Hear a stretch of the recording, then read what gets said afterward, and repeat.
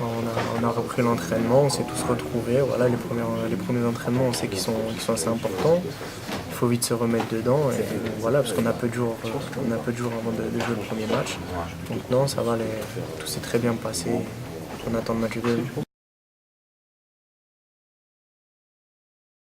Non, moi je suis très content de revenir dans la région. Après, j'appréhendais pas du tout ce retour parce que je sais qu'une fois que je serai sur le terrain, je ferai abstraction de tout ce qui est autour.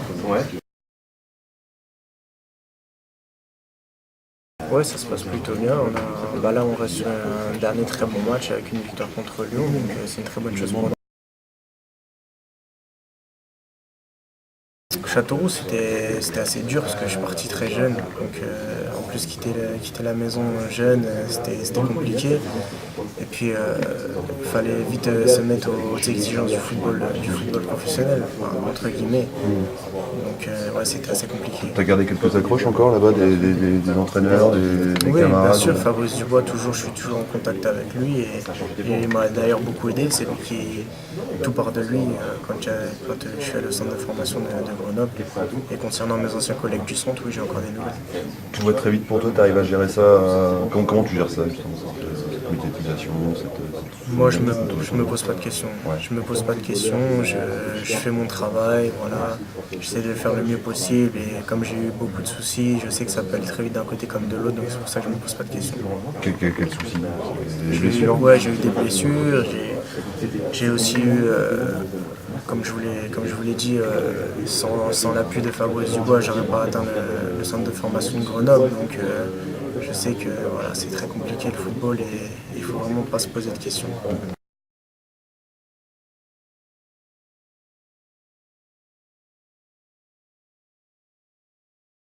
Un bilan très positif parce que déjà la première chose c'est qu'on a pour une fois un petit peu de temps pour travailler ensemble. D'habitude on arrive tout de suite c'est le match, on n'a qu'une séance.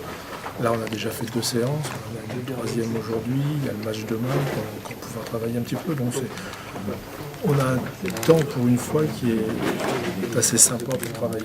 C'est chose qui nous arrive assez rarement. Ça revient vite quand même les automatismes sur une solution comme ça. Oui, parce que les joueurs sont ensemble maintenant depuis 3 ans. Donc très vite, dès la première séance, on a un peu un exercice un peu type où tout le monde retrouve ses marques dès la première séance. Ce qui fait qu'il n'y a pas beaucoup de temps de latence.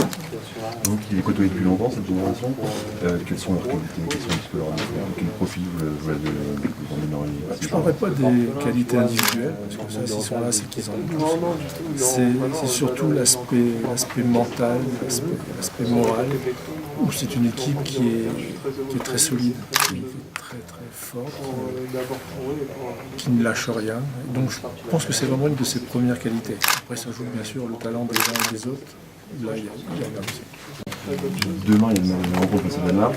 Quel genre d'opposition vous attendez, l'équipe danoise?